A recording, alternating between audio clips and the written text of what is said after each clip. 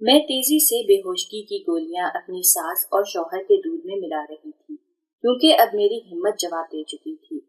اب میں کسی طرح سے جاننا چاہتی تھی کہ آخر اس قبر پر ایسا کیا ہوتا ہے جس کی وجہ سے وہ عورتیں حاملہ ہو جاتی ہیں، اور میرا شوہر اور میری ساس مجھے کیوں وہاں پر نہیں جانے دیتی۔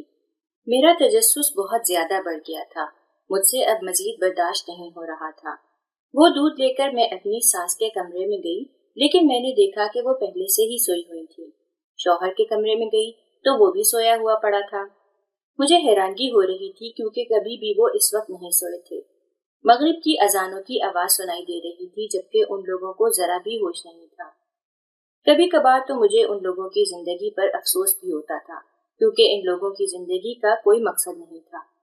یہ لوگ دین سے بہت دور تھے اور دنیا سے بھی ان کا کوئی لینا دینا نہیں تھا۔ میرا شوہر کبھی بھی گھر سے باہر نہیں نکلا تھا۔ میں نے آج تک اسے محلے میں بھی جاتے ہوئے نہیں دیکھا تھا۔ یہ سب دیکھ کر مجھے بہت حیرت ہوتی تھی اور میں سوچتی تھی کہ آخر ایسی کون سی وجہ ہے جو یہ گھر میں ہی قید رہتا ہے۔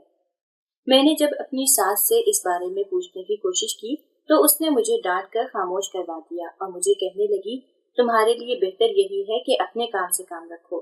تمہیں صرف اپنی ضروریات سے مسئلہ ہونا چاہیے۔ تمہاری ضروریات تمہارا شوہر پوری کر رہا ہے، اس کے علاوہ وہ تمہیں تمہاری مرضی کے پیسے بھی دیتا ہے، تو تمہیں چاہیے کہ اس کی زندگی میں دخل اندازی نہ کرو۔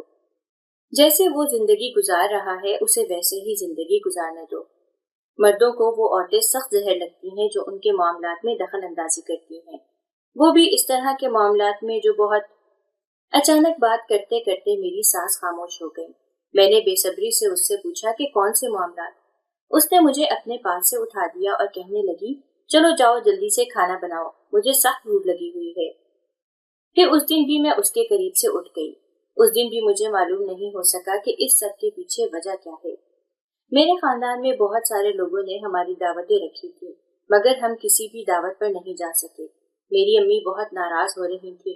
وہ مجھے کہہ رہی تھی کہ یہ کیا طریقہ ہے، اپنے شوہر کو سمجھاؤ کہ باہر کی دنیا میں بھی نکلے، اس نے تو اپنی ہی دنیا بنائی ہوئی ہے۔ امی کی بات سن کر میں نے انہیں کہا کہ میں نے اپنے شوہر کو سمجھانے کی ہر ممکن کوشش کی ہے، لیکن وہ سمجھنے کے لیے راضی ہی نہیں ہے۔ پتہ نہیں اس انسان کو کیا مسئلہ ہے، ایک ہی کاروبار بنایا ہوا ہے اور بس اسی کو ہی چلائے جا رہے ہیں۔ اسے اپنی زندگی میں تبدیلیاں بالکل بھی پسند نہیں ہیں۔ امی بھی خاموش ہو گئی تھی۔ اب تو میری شادی کو 5 سال گزر چکے تھے، اور ان 5 سالوں میں ایک بار بھی میں نے اپنے شوہر کو گھر سے باہر نکلتے ہوئے نہیں دیکھا تھا۔ ہاں، رات کے وقت کبھی کبھار وہ گھر پر موجود نہیں ہوتا تھا۔ میں خوش ہو گئی تھی کہ چلو رات کے وقت تو وہ باہر نکلتا ہے، لیکن ایک دن میری یہ خوش فہمی بھی دور ہو گئی جب میں نے دیکھا کہ وہ چھت پر چہل قدمی کر رہا تھا۔ جب میں وہاں پر گئی تو مجھے دیکھ کر وہ یکدم ہی گھبرا گیا۔ چند لمحے تو اس نے مجھے پہچاننے سے ہی انکار کر دیا۔ تھوڑی دیر بعد جب اس کا دماغ تھوڑا سا سوچنے سمجھنے کے قابل ہوا تو اس نے مجھے پہچانا۔ ابھی بھی میں ان کے کمرے میں گئی تو وہ دونوں بے ہوش ہی پڑے ہوئے تھے۔ میں نے اپنی ساس کو اٹھانے کی کوشش کی، لیکن وہ مجھے گہری نیند میں لگ رہی تھی۔ تھوڑا سا کسمسا کر وہ دوبارہ سے سو گئی۔ مجھے ان کو پریشان کرنا بالکل بھی ٹھیک نہیں لگا، کیونکہ میں جانتی تھی کہ کل رات یہ بہت دیر تک جاگتی رہی تھی۔ تقریباً رات کو 2 بجے یہ گھر کے اندر داخل ہوئے تھے اور دونوں کی حالت ہی بہت بری تھی۔ میں نے جب ان سے پوچھا تو ہمیشہ کی طرح انہوں نے مجھے خاموش کروا دیا۔ مجھے سب سے زیادہ دکھ اسی بات پر ہوتا تھا کہ وہ مجھ سے کوئی بھی بات شیئر نہیں کرتے تھے۔ یقیناً وہ مجھے ابھی بھی پرایا ہی سمجھتے تھے۔ دوسری طرف میں اپنے شوہر کے کمرے میں گئی تو وہ بھی گہری نیند ہی سو رہا تھا۔ میں وہیں اس کے پاس ہی بیٹھ گئی اور اس کے اٹھنے کا انتظار کرنے لگی۔ تقریباً مغرب کی اذان سے تھوڑی دیر پہلے ہی اس کی آنکھ کھلی اور وہ سوالیہ نظروں سے میری طرف دیکھتے ہوئے کہنے لگا، کیا ہو گیا ہے، تم اس طرح سے یہاں پر کیوں بیٹھی ہوئی ہو؟ اس کی بات سن کر میں نے تیزی سے نفی میں سر ہلایا اور اسے کہا کہ کچھ بھی نہیں، بس یوں ہی۔ کام کر کے فارغ ہوئی تو تھوڑی دیر کے لیے آرام کرنے کے لیے کمرے میں آ گئی۔ اس نے میری بات سن کر جلدی سے ہاں میں سر ہلایا اور پھر مجھے کہنے لگا کہ میرے سر میں شدید درد ہو رہا ہے، کیا مجھے پینے کے لیے کچھ مل سکتا ہے؟ میں نے اسے کہا کہ میں تمہارے لیے دودھ کا گلاس لے کر آتی ہوں۔ اس نے تیزی سے ہاں میں سر ہلایا اور پھر دوبارہ سے بستر پر ہی لیٹ گیا۔ میری بھی مراد پوری ہو گئی تھی۔ میں تیزی سے دودھ کا گلاس لے کر آ گئی اور اسے پلا دیا۔ تھوڑی دیر بعد وہ دوبارہ سے گہری نیند میں چلا گیا۔ اب یہی کام میں نے اپنی ساس کے ساتھ کرنا تھا۔ ساس کو بے وقوف بنانے میں مجھے زیادہ مشکل پیش نہیں آئی۔ اب وہ بھی گہری نیند سو گئی تھی۔ मैं तेजी से अपने ससुर की कब्र पर चली गई, जहाँ पर पहले से ही बहुत सारी औरतें बैठी हुई थी। मुझे देखकर वो हैरान हो गई और एक दूसरे के कान में सरगोशी करते हुए कहने लगी, अरे ये तो मुझे इनकी बहू लगती है, अरे ये यहाँ पर कैसे आ गई। मैं घर के इस हिस्से में पहली दफा आई थी। मैं देख रही थी कि वहाँ पर एक बड़ा बरामदा बना हुआ था, जबकि बरामदे में एक ही लाइन में 7 कमरे बने हुए थे। यहाँ पर अच्छे खासे लोग आराम से रह सकते थे। न जाने उन्होंने घर के पीछे इतना बड़ा सेटअप क्यों बनाया हुआ था। मैंने उनसे पूछा कि किस कमरे में औरतों का इलाज किया जा रहा है। मेरी बात सुनकर एक औरत ने तेजी से मखसूस कमरे की तरफ इशारा कर दिया, जबकि दूसरी औरत उसे डांटने लगी और कहने लगी कि तुमने उसे क्या सोचकर इस कमरे के बारे में बताया। मगर अब मैं उनकी बातों की तरफ ध्यान नहीं दे रही थी। मैं तेजी से उस कमरे की तरफ बढ़ती चली जा रही थी। जैसे जैसे मैं उसके करीब जा रही थी, वैसे वैसे मेरा दिल जोर जोर से धड़क रहा था। मुझे शिद्दत से कुछ गलत होने का एहसास हो रहा था। उस कमरे के थोड़े ही फासले पर जाकर मैं रुक गई। अचानक ही दूसरे कमरों से मुझे अजीबोगरीब आवाजें सुनाई देने लगी। वो आवाजें सुनकर मेरी परेशानी में इजाफा हो गया। जिस कमरे के सामने मैं खड़ी थी, उस कमरे के अंदर बिल्कुल खामोशी छाई हुई थी। थोड़ी सी देर बाद मैं इस कमरे के अंदर दाखिल हुई, लेकिन सामने का मंजर देखकर मुझे लगा कि मेरे कदमों के नीचे से जमीन निकल गई हो। मैं सोच भी नहीं सकती थी कि मुझे इस तरह की चीज भी देखने को मिल सकती थी। अगर एक लड़की मुझे ना थामती तो मैं जरूर गिरकर बेहोश हो जाती। जबकि अंदर मौजूद मेरी शादी को अब 5 साल हो गए थे। उन 5 सालों में मेरे शौहर ने कभी भी मुझसे प्यार के 2 बोल नहीं कहे थे। मुझे यूं लग रहा था जैसे मैंने इस इंसान से शादी करके अपनी जिंदगी तबाह कर दी हो। मैं अम्मा से इस बारे में बात करती तो अम्मा मुझे डांट कर खामोश करवा देती, क्योंकि वो पुराने जमाने की औरत थी। इसलिए वो मुझे कहती थी कि ये तू अपनी माँ से किस तरह की बातें कर रही है, ये बातें तो दीवारों को भी नहीं सुनाई जाती और तू मुझे बता रही है। अरे कुछ तो शर्म कर, जा, ये तेरा और तेरे शौहर का मामला है। तुझे चाहिए कि तू खुद उसके लिए कुछ न कुछ करे, न कि मुझसे मशवरे मांगती फिरे। दरअसल अम्मी शर्माने से ज्यादा घबरा गई थी। मैंने गहरी सांस ली, क्योंकि मुझे अंदाजा हो गया था कि इस सिलसिले में कोई भी मेरी मदद नहीं कर सकता। मगर अब मेरी जिंदगी बहुत तल्ख बनती जा रही थी। मेरी जिंदगी में कोई भी खुशी नहीं थी, सिर्फ और सिर्फ बेचैनी ही थी। मेरी सास और शौहर हर वक्त एक दूसरे से सर जोड़े बातें करते रहते थे। न जाने ऐसी कौन सी बातें थीं जो खत्म होने का नाम ही नहीं लेती थी। अगर कभी मैं उनके पास जाती या उनसे बात करने की कोशिश करती तो वो गुस्से हो जाती और कहती कि हमारे मामलात में दखल अंदाजी मत करो, हम बाहर काम के सिलसिले में बात कर रहे हैं। और फिर वो मुझे कमरे से निकाल देते थे। इस घर में ऐसा कोई भी शख्स नहीं था जिससे मैं अपना हाल दिल बयान कर सकती। मेरी 3 नंदें थीं, लेकिन तीनों ही ब्याही हुई थी। जिस दिन वो मेरे घर आती थीं, उस दिन मैं शुक्र अदा करती थी कि चलो मेरे घर में थोड़ी सी रौनक हो गई है। मेरी बहनें जब ये सुनती तो मेरा मजाक बनाती और कहती कि तुम पहली औरत हो जो अपनी नंदों के आ जाने पर खुश होती है, वैसे तो भाभीयों के मुंह बन जाते हैं। उनकी बात सुनकर मैं सोचती कि अगर ये मेरी नंदे भी मेरे घर ना आए तो मैं पागल हो जाऊं। दूसरी तरफ मुझ पर किसी किस्म की पाबंदी नहीं थी। हाँ, सिर्फ मुझ पर एक चीज की पाबंदी थी और वो थी कि मैं रात के 8 से लेकर 12 बजे तक घर के पिछले हिस्से में नहीं जा सकती थी, क्योंकि तब उन लोगों का कारोबार चल रहा होता था। मैं देखती थी कि काफी तादाद में रोज औरतें वहां पर आती थी। उनका मेरे शौहर और सास पर ईमान बहुत ज्यादा था। हालांकि मैं कहती थी कि ये बहुत ही गलत बात है। ईमान सिर्फ और सिर्फ अल्लाह ताला पर होना चाहिए। मुझे ये भी हैरत होती थी कि आखिर ये ऐसा कौन सा काम करते हैं जिससे उनके घर में औलाद पैदा हो जाती है। कभी कभार तो मुझे लगता था कि ये सब सिर्फ और सिर्फ झूठ है। मगर जब मैंने बहुत सी औरतों को चंद महीनों के बाद दोबारा आते देखा और बताते देखा कि हम उम्मीद से हो गई हैं, तो मुझे हैरत के झटके लगे। वाकई वो सच ही कह रही थी। उन्होंने न सिर्फ अपनी रिपोर्ट्स भी मुझे दिखाई, बल्कि उनके साथ साथ उनके शौहर हजरात ने भी इस बात की तस्दीक की। चूंकि मैं बहुत ज्यादा वहमी थी और मुझे लोगों पर यकीन करने में बहुत ज्यादा वक्त लग जाता था, इसी वजह से ही मैं बहुत कम ही किसी पर यकीन किया करती थी। उन औरतों की बातें सुनकर मेरा उन पर यकीन पुख्ता हो गया। मेरे अपने घर 5 साल से औलाद नहीं थी। मैं अपने शौहर से बात करती थी कि मुझे भी इस कब्र पर लेकर जाओ, मेरा भी इलाज करो ताकि मेरे घर में भी औलाद पैदा हो। लेकिन मेरा शौहर हर बार ही मेरी बात को टाल देता था और मुझे डांट कर खामोश करवा देता था कि दोबारा मुझसे इस तरह की बात नहीं करना, वरना मुझसे बुरा कोई भी नहीं होगा। शौहर की बात सुनकर मैं हर बार ही रोती थी, पीटती थी अपनी सास को भी कहती थी, लेकिन यूं लगता था कि जैसे वो दोनों अपने कान लपेट कर बैठे हुए हों। उन्हें मेरी किसी बात से कोई फर्क ही न पड़ रहा हो। अम्मा को मैंने अपना दुखड़ा सुनाया तो अम्मा मुझे समझाते हुए कहने लगी कि हो सकता है तुम्हारे शौहर को ये सब बेहतर न लग रहा हो। अब तुम्हारी शादी हो चुकी है तो तुम्हें चाहिए कि तुम अपने शौहर की ही बात मानो और हर छोटी सी बात लेकर मेरे पास न आया करो। उन्होंने मुझे साफ हरी झंडी दिखा दी। और फिर उन दिनों एक और शोर उठा। मेरी अम्मा ने मुझसे एक दिन अपने घर बुलाया और मुझे कहने लगी कि तुम्हारी कजन भी तुम्हारे घर आना चाहती है और तुम्हारे शौहर और सास से अपना इलाज करवाना चाहती है। उनकी बात सुनकर मुझे लगा कि सातों आसमान मेरे सर के ऊपर आकर गिर गए हों। मैं कभी भी अपने रिश्तेदारों को वहां जाने की नसीहत नहीं करती, क्योंकि मैं जानती थी कि बाद में किसी किस्म का मसला हो गया तो मेरे लिए भी मुश्किलात खड़ी हो जाएंगी। और मैं वैसे भी अपने मेके और ससुराल को एक दूसरे से बिल्कुल अलग रखना चाहती थी। वैसे भी मेरी जिंदगी में पहले से ही बहुत मुश्किलात थी। मैं नहीं चाहती थी कि मजीद मसले खड़े हों। इसी वजह से मैंने अपनी कजन को साफ साफ इनकार कर दिया, लेकिन वो बहुत ही जिद्दी लग रही थी। उसने मुझे कहा कि अगर तुम मुझे नहीं लेकर जाती तो मैं खुद ही चली जाऊंगी। कजन की बात सुनकर मैं खामोश हो गई। उसे कुछ भी नहीं कहा और फिर अगले ही दिन वो अपने शौहर के साथ वहां पर पहुंच गई। मुझे अपनी कजन की वजह से थोड़ा सा आगे जाने की इजाजत मिल गई थी। मैंने देखा कि वो लोग औरत को कमरे के अंदर लेकर जाते थे, जबकि मर्द को बाहर ही छोड़ देते थे। ये सब देखकर मुझे थोड़ी सी हैरत हुई। मेरी कजन का शौहर भी फिक्रमंदी से उस कमरे की तरफ देख रहा था जहां पर उसकी बीवी मौजूद होती थी। वो मुझसे पूछने लगा कि मेरी बीवी को किसी भी किस्म का कोई मसला तो नहीं होगा।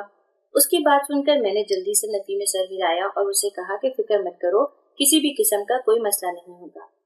उसकी अभी भी परेशानी दूर नहीं हुई थी। वो अपनी बीवी से बहुत मोहब्बत करता था और उनकी शादी भी पसंद की थी।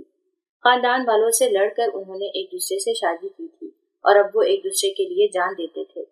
उनकी ये मोहब्बत देखकर अक्सर तो मुझे जलन भी होने लगती थी, क्योंकि मैं हमेशा से चाहती थी कि मेरा शौहर मुझसे इस तरह की ही मोहब्बत करे, क्योंकि मैं बहुत खूबसूरत थी और उसके साथ साथ मैं बहुत ज़हीन भी थी। मैंने बिलाशुबा मैट्रिक तक तालीम हासिल की थी, लेकिन मैं हद से ज्यादा समझदार थी और ज्यादा किताबें पढ़ने की वजह से मेरे पास इल्म भी बहुत ज्यादा था।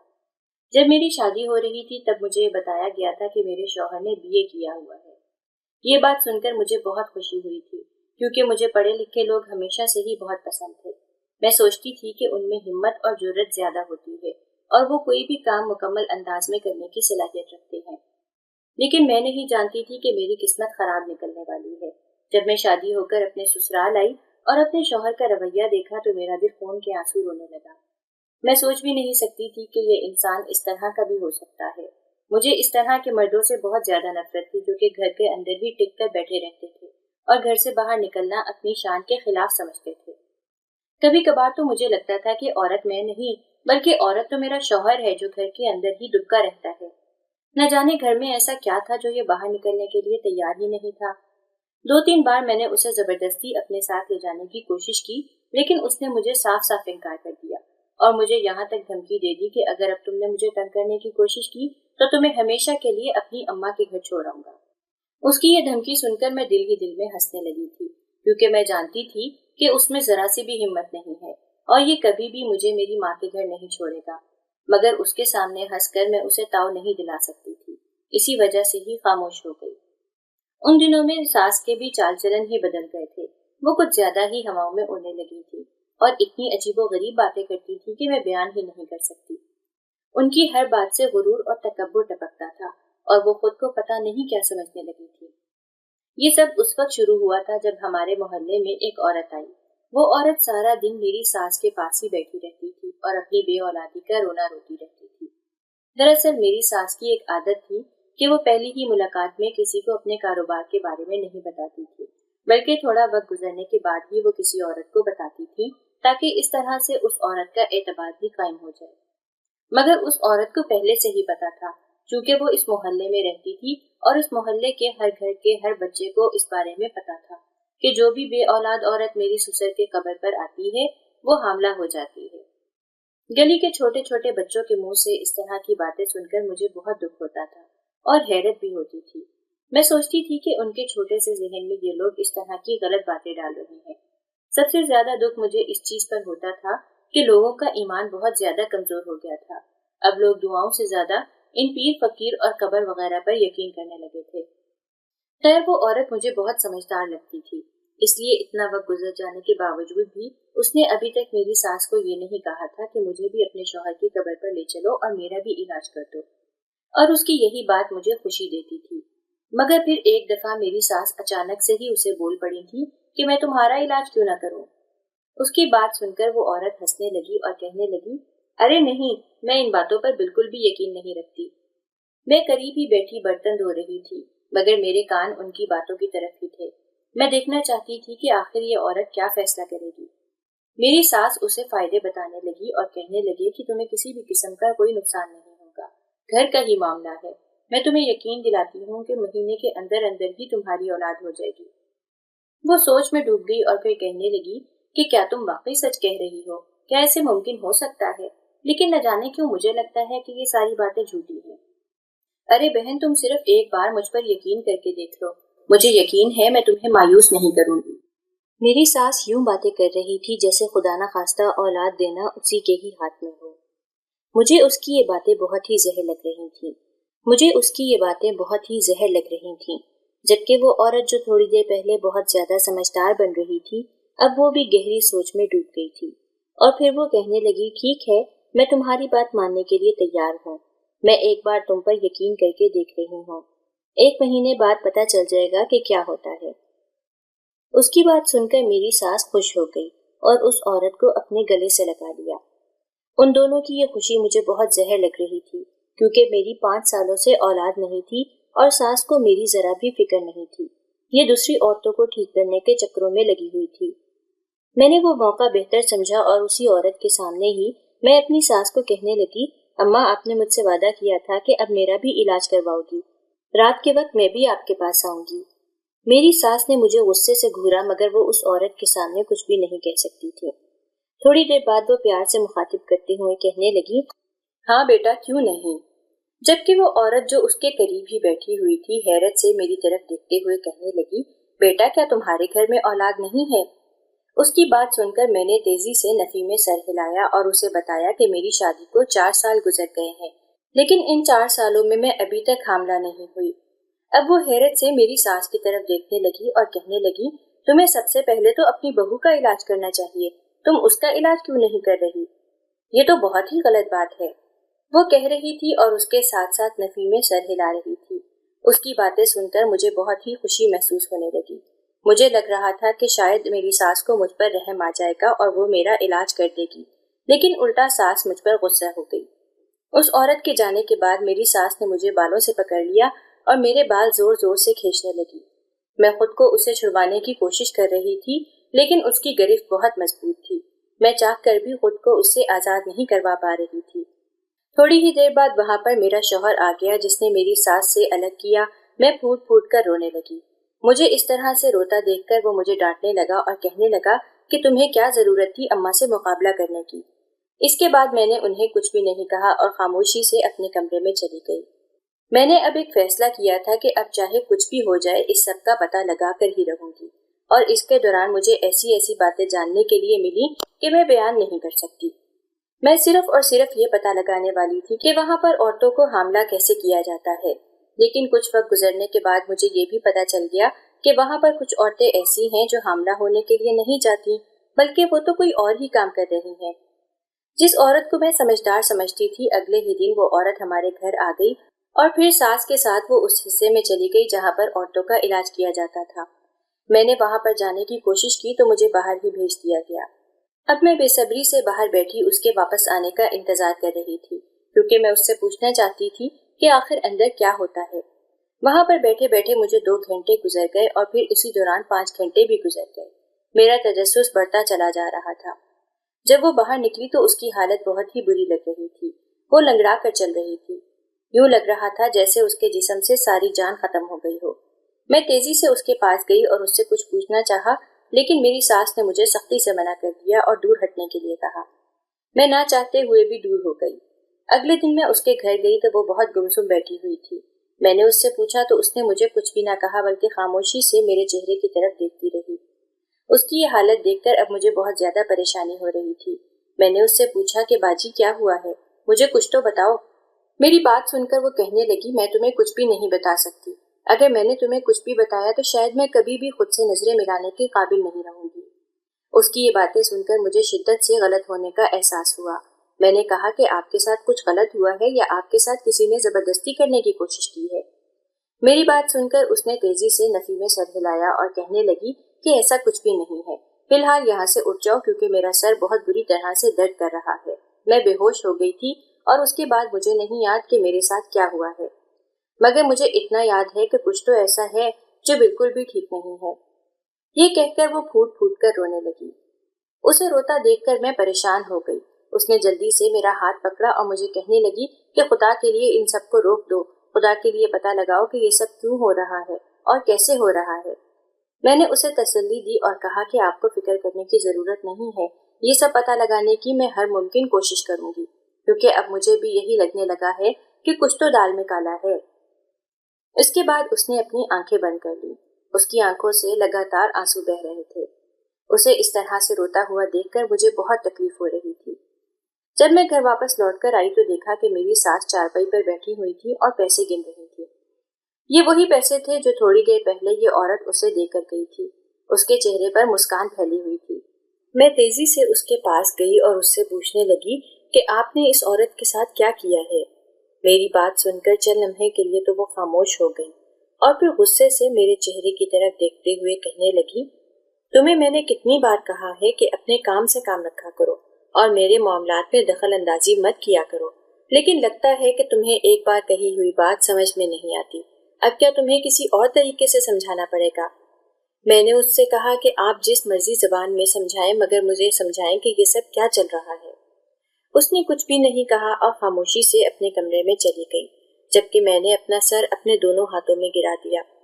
अचानक ही मेरे जहन में अपनी कजन का ख्याल आया जो यहाँ पर इलाज करवाने के लिए आई थी। दोबारा मेरी उससे बात नहीं हो पाई थी और ना ही मैंने अम्मी से इस बारे में पूछा था। शाम के वक्त मैंने अम्मी को कॉल की और अपनी कजन के बारे में पूछा। मेरी बात सुनकर अम्मी चंद लम्हों के लिए खामोश हो गई और फिर कहने लगी कि उसको तो लगता है जैसे किसी की नजर लग गई है। अम्मी की बात सुनकर मैं घबरा गई और उनसे पूछने लगी कि आप किसके बारे में बात कर रही हैं, क्या हुआ, सब ठीक तो है? अम्मी ने मुझे बताया कि उसके घर के हालात बहुत खराब हो गए हैं। आए दिन उसके अपने ससुराल वालों के साथ मसले चलते रहते हैं। वो मासूम सी बच्ची अभी सिर्फ 20 साल की है और 20 साल की उम्र में ही उस पर इतनी जिम्मेदारियां डाल दी गई हैं कि मैं तुम्हें बयान नहीं कर सकती। उसे एक लम्हे की भी फुर्सत नहीं है और उसका शौहर जो पहले उससे मोहब्बत करता था अब वो भी उससे दूर हो गया है। मैंने अम्मी से पूछा कि मैं उसकी प्रेगनेंसी के बारे में पूछ रही हूँ, क्या अल्लाह ताला ने उस पर करम किया है? मेरी बात सुनकर अम्मी ने कहा, हाँ वो तो अल्लाह ताला ने उस पर करम कर ही दिया है, मगर उसके साथ साथ उसके लिए ये परेशानी बन गई है। न जाने इस मासूम सी बच्ची का क्या होगा। अम्मी अब उसका रोना रो रही थी, जबकि मेरे जहन में सिर्फ एक ही बात चल रही थी कि उसके अपने शौहर के साथ ताल्लुकात खराब हो गए हैं। मुझे शिद्दत से कुछ गलत होने का एहसास हुआ। मैंने अपनी कजन से बात करने के बारे में सोचा और इसी सिलसिले में मैं उसके ससुराल चली गई, लेकिन मुझे देखकर उसके शौहर ने मुंह मोड़ लिया, जबकि उसकी सास भी वहां से उठकर चली गई। उनका ये रवैया देखकर मुझे बहुत ही हैरत हो रही थी और इसके साथ साथ दुख भी हो रहा था। मैं नहीं जानती थी कि वो मेरे साथ ये रवैया क्यों रख रहे हैं। वहां पर खड़ी एक मुलाजमा से जब मैंने अपनी कजन के बारे में पूछा तो उसने बताया कि उसकी तबीयत पिछले कुछ दिनों से खराब है, इसलिए वो अपने कमरे में लेटी आराम कर रही है। मुझे यूं उसके कमरे में जाना ठीक नहीं लग रहा था, मगर मेरे पास इसके अलावा कोई ऑप्शन ही नहीं था। थोड़ी ही देर बाद मैं उसके कमरे में चली गई। वो मुझे देखकर फूट फूट कर रोने लगी। उसे इस तरह रोता देखकर मेरे दिल को कुछ हुआ।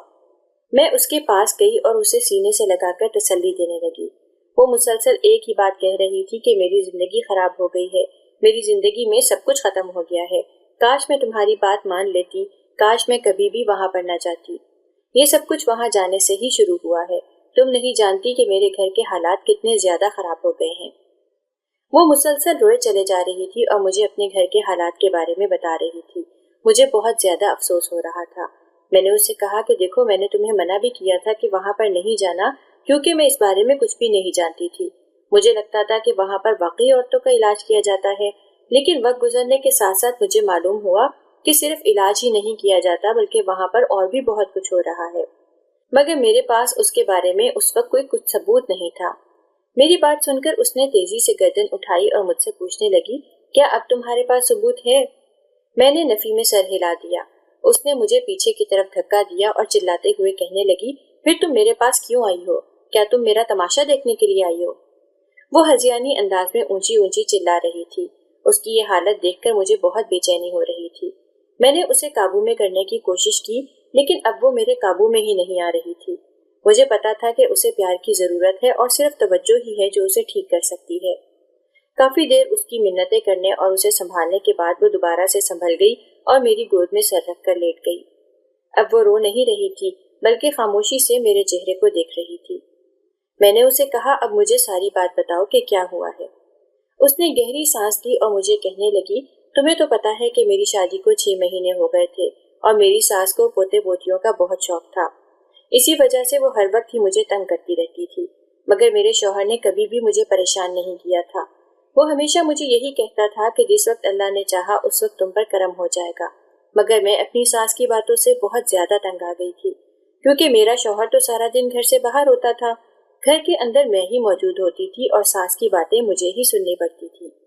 میں بہت زیادہ ذہنی مریض بنتی جا رہی تھی۔ مجھے یوں لگنے لگا تھا جیسے میری شادی کو 6 مہینے نہیں بلکہ 6 سال گزر گئے ہوں اور خدا نخواستہ شاید میں بانجھ ہوں۔ یہ کہہ کر وہ چند لمحوں کے لیے رکی، روتے ہوئے اٹھ کر بیٹھی اور میرے گلے لگتے ہوئے کہنے لگی، بانجھ میں نہیں بلکہ بانجھ میرا شوہر تھا۔ میں نے بے یقینی سے اس کی طرف دیکھا۔ میں نے اس سے پوچھا، پھر تمہارے پیٹ میں یہ بچہ کس کا ہے؟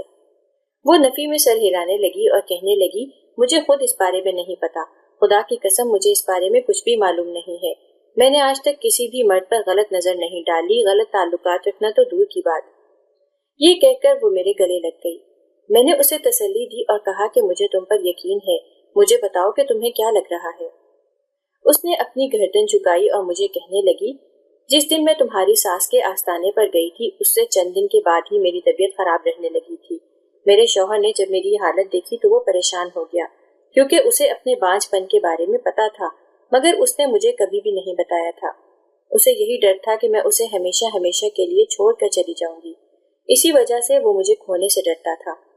جب میری طبیعت زیادہ خراب رہنے لگی تو وہ ایک دن مجھے ہسپتال لے کر گیا، اور ہسپتال میں جو خبر سننے کو ملی وہ سن کر میں بہت زیادہ خوش ہو گئی، لیکن میرے شوہر کے چہرے پر غصے کے تاثرات نمودار ہو گئے تھے۔ اسے غصے میں دیکھ کر میں حیران رہ گئی اور اس سے پوچھنے لگی کہ کیا ہو گیا ہے، تم اتنے پریشان کیوں ہو؟ اس نے میری کسی بھی بات کا جواب نہیں دیا اور مجھ سے سوال کیا کہ یہ بچہ کس کا ہے۔ اپنے شوہر کے منہ سے اس طرح کا سوال سن کر میرا دل کیا کہ زمین پھٹے اور میں اس میں سما جاؤں۔ میں سوچ بھی نہیں سکتی تھی کہ وہ مجھ سے اس طرح کا سوال کرے گا۔ پہلے تو میں نے بے یقینی سے اس کی طرف دیکھا اور پھر اس سے کہا کہ یہ بچہ تمہارا ہی ہے۔ اس نے تیزی سے نفی میں سر ہلایا اور پھوٹ پھوٹ کر رونے لگا اور کہنے لگا کہ میں سوچ بھی نہیں سکتا تھا کہ تو مجھے کبھی اس طرح کا دھوکہ دے گی۔ اس کی تمام باتیں سن کر مجھے لگ رہا تھا جیسے میں نے کوئی بہت بڑی غلطی کر دی ہے۔ پھر وہ میرا ہاتھ پکڑ کر مجھے ڈاکٹر کے پاس لے کر گیا۔ میرے سامنے اس نے اپنے ٹیسٹ کروائے اور جو رپورٹ دیکھی تو میری حالت بھی اس سے مختلف نہیں تھی، وہ واقعی بانجھ تھا۔ اس کے بانجھ پن کے بارے میں صرف اس کی ماں کو ہی پتا تھا، اسی وجہ سے میری ساس اور میرے شوہر کو مجھ سے نفرت ہو گئی۔